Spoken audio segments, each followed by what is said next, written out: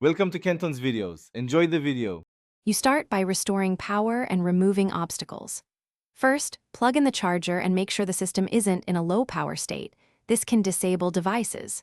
Then, check the keyboard top row for a touchpad toggle key. Press it once to toggle the cursor back on. Also glance at the touchpad surface for dirt or moisture and unplug any external mouse to isolate the issue. Once done, log back in and test movement. If there's still no cursor, proceed to device settings. Now you focus on software controls to restore pointer function. Open Settings, go to Devices and Touchpad, and confirm the touchpad toggle is on. Many systems use a delay setting that hides the cursor until movement resumes. If that's fine, open Device Manager. Expand mice and other pointing devices, right-click the touchpad, then update or roll back the driver to fix recent regressions.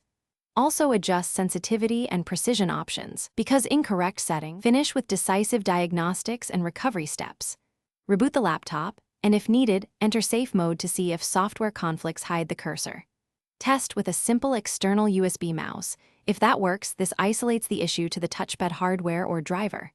If you're comfortable, run built-in hardware diagnostics or reset the touchpad connector after powering down. If problems persist, perform a system restore to a known working point or contact support. Make sure to back up important files first.